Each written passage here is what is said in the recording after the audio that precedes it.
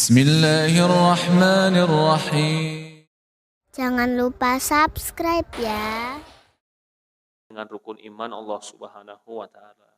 Allahu alam, ada pertanyaan dipersilahkan. Ini sebenarnya masih panjang tentang takdir. Ya. Ya, sebentar. Pertemuan berikutnya adalah kita akan membahas tentang orang tasammu. Tasammu itu apa ya? Nguping terhadap perbuatan orang. Apa istilah tasammu? Kepo, begitu. Tajassus, pengen tahu orang lain, itu ternyata para ulama memasukkan sebagiannya kepada dosa besar.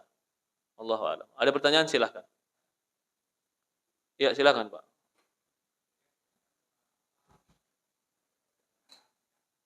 Mencari ridho Allah. Tapi sebab itu akan ada pengaruh dengan akibat, pasti ada. Ah. Hmm. Ah. Hmm.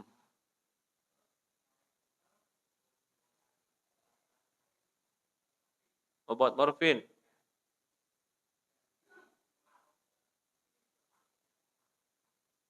Ketika dioperasi, Pak, maksudnya, Pak. Hmm. Hmm. Hmm. Hmm. Hmm. Hmm. Oke. Jadi begini, Pak. Kita sudah tahu bahwasannya dalam sebuah kaidah Islam, ad-darurat tubihu mahdurat. Itu kaidah dalam Islam. Dan kaidah ini dibangun di atas Quran dan hadis. Ad-darurat membolehkan yang tidak boleh. Ya, ad-darurat tubihu mahdurat. Sesuatu yang darurat itu menyebabkan bolehnya sesuatu yang terlarang. Nah, sekarang kita harus paham itu apa darurat. Jangan-jangan kita segala sesuatu darurat Ustaz, padahal nggak ada daruratnya. Apa itu darurat? Darurat itu kembali kepada 5, Pak. Pertama, jiwa. Kalau jiwa bisa terancam, bisa mati, itu darurat. Yang kedua, bisa kepada akal. Kalau akal bisa gila, menjaga akal itu darurat. Yang ketiga, menjaga agama. Menjaga agama itu darurat.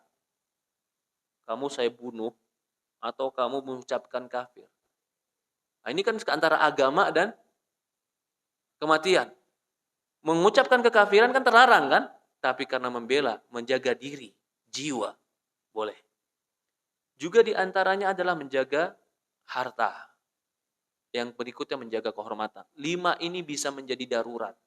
Sekarang dia sakit katarak, itu jiwa. Kalau dia terus-terus sakit, itu akan mengganggu jiwanya, bahkan mengganggu dirinya bisa mati. Maka tubihu mahdurat.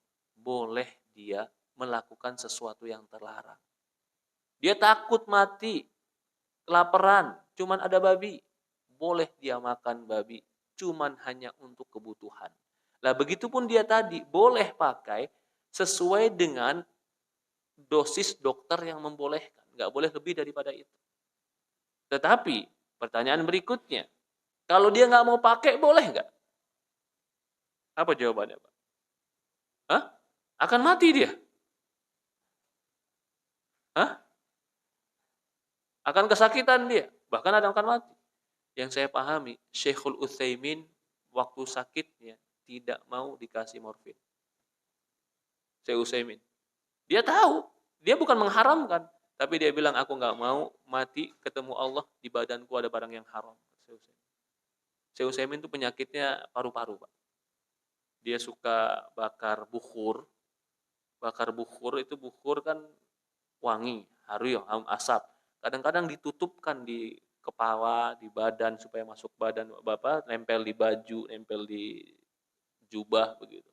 Ternyata kebiasaan itu menyebabkan paru-paru dia rusak. Akhir hayatnya dia sakit paru-paru, betul-betul sakit. Kata dokter kalau mau disuntik, kata dia aku nggak mau. Tapi apakah dia mengharamkan? Jawabannya enggak. Dia membolehkan. Tapi dia nggak mau melakukan. Jadi ad-darurat tubihu mahdurat. Contoh lain. sesar, itu pakai morfin nggak? Hah? Pakai.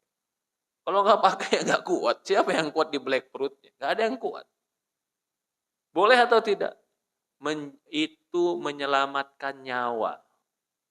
Menyelamatkan nyawa. Nyawa baik, nyawa ibu diselamatkan. Maka itu boleh. Nah, tapi kalau ditanya, mana lebih afdol Ustaz? Lahir normal atau sesar? Jawabannya normal. Karena pertama, Allah pasti sudah memberikan jalan. Allah pasti sudah memberikan jalan. Cuman masalahnya kita sabar atau tidak. Yang kedua, kita tidak memasukkan ke dalam diri kita sesuatu yang Allah larang. Yang ketiga, kita tidak merobek ciptaan Allah. Apa hukumnya merobek diri sendiri? Sebenarnya nggak boleh. Tetapi dibolehkannya sesar, tadi lagi. Jadi di sesar itu ada dua yang sebenarnya dilanggar. Yang pertama, merusak diri. Yang kedua, memasukkan morfin. Itu boleh ketika menyelamatkan nyawa. Jadi kalau ditanya yang afdol, tetap yang afdol adalah normal. Itu yang afdol. Maka itu perempuan yang meninggal di zaman Rasulullah SAW itu kan memang banyak ya. Karena memang untuk melakukan operasi itu nggak ada di zaman mereka. Apa jaminannya dari Rasulullah? Perempuan yang meninggal dalam melahirkan? Syahid. Dijamin sebagai perempuan syuhada. Dia mati dalam keadaan diridhoi oleh Allah Subhanahu wa taala. Ya, sebentar ada pertanyaan di sini. Ustaz, mohon dijelaskan tadi yang tertulis di Lauhul Mahfuz itu bukan paksaan. Siapa yang bisa jelaskan, Pak? Yang tertulis di Lauhul Mahfuz bukan paksaan. Siapa yang bisa jelaskan? Hah? Ada yang bisa jelaskan?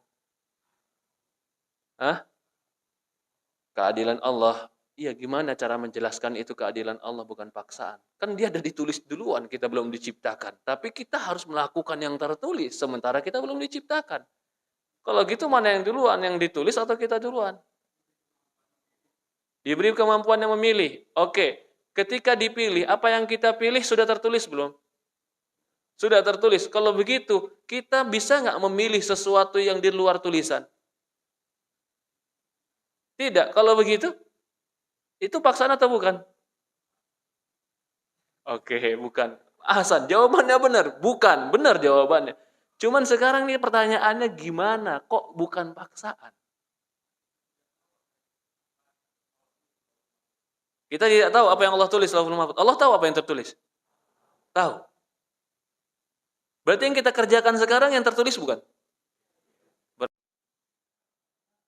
Yang sedang terjadi dan sudah terjadi kita tahu. Yang akan terjadi kita nggak tahu. Kalau begitu, pertanyaan masih sama nih. Bagaimana memahaminya, Pak? Beriman kepada ilmu Allah, itu dia. Gimana beriman kepada ilmu Allahnya, Pak? Hah? Tidak dibatasi. Betul. Beriman kepada, itu dasarnya. Beriman kepada ilmu Allah. Tapi gimana nih memahamkannya?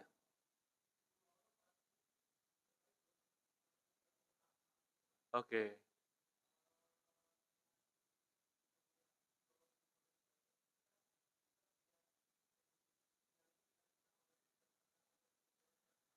Masya Allah. Jazakallah khair. Betul. Kita harus mengimani dengan ilmu Allah. Maka kita menjalani, saya mau contohkan begini Pak. Ini sering saya contohkan sebenarnya. Karena saya dapat ini dari Syekh juga. Saya sering contohkan itu. Ya. Saya bilang, saya bawa makanan 3 nih. 1 es krim, 1 coklat, 1 permen. 3. Saya tulis nih. Es krim, coklat, permen. Saya tulis. Saya mau bawa pulang ke rumah. Dan di rumah saya ada 3 orang anak. Saya sudah tulis. Es krim ini akan diambil oleh si kakak yang nomor 1. Coklat ini akan diambil oleh si adik nomor 2. Permen ini akan diambil oleh adik nomor 3. Es krim, coklat, permen. Saya tulis tidak? Saya tulis. Saya taruh kantong. Belum masuk rumah. Saya taruh kantong. Begitu saya masuk rumah, saya letakkan tuh coklat, es krim, permen di meja. Tiba-tiba diambil sama anak-anak habis. Saya tanya, siapa yang ngambil es krim? Si kakak langsung angkat tangan. Saya, Abi, yang ngambil es krim. Siapa yang ngambil coklat? Si adik nomor 2 bilang, saya ngambil coklat, Abi. Siapa yang ngambil permen? Si adik nomor 3 bilang, saya ngambil permen. Saya buka sama catatan saya, sama. Catatan saya maksa dia nggak? Hah? Catatan saya sebelum masuk rumah saya catat sama seperti apa yang mereka ambil. Catatan saya maksa dia nggak? Lalu yang saya catat ini apa? Hah? Yang saya catat ini apa? Menurut saya, pengetahuan saya tentang keinginan anak saya, karakteristik dia, dan kecondongan hati dia. Dari mana saya tahu itu? Ilmu saya tentang anak. Sehingga kesukaan dia saya sudah tahu. Saya tulis kesukaan tadi. Itu kalau kita sama anak, kita bisa prediksikan apa yang akan dia pilih dalam kesukaan dia. Kalau Allah kepada makhluk bukan prediksi namanya, ilmu. Jadi yang Allah tulis itu sebenarnya Allah tahu tentang karakteristik kita. Dan apa yang akan kita pilih. Karena faktor lingkungan dan faktor pikiran kita. Sebelum Allah ciptakan kita, Allah lebih rinci tahu apa yang membangun karakteristik jiwa kita sehingga kita memilih sebuah pilihan dalam kehidupan. Jadi yang tertulis itu bukan paksaan. Yang tertulis itu ilmu Allah tentang karakteristik kita. Dia lahir di sini, ibunya si ini, lingkungannya ini, punya tetangga ini, cara berpikirnya ini, gurunya ini, ilmu yang akan masuk ke dalam hati dia ini, dari ini semua, maka dia akan pilih ini. Itu yang tertulis namanya ilmu. Maka saya jelaskan tadi, yang pertama ilmu, dari ilmu itulah baru penulisan.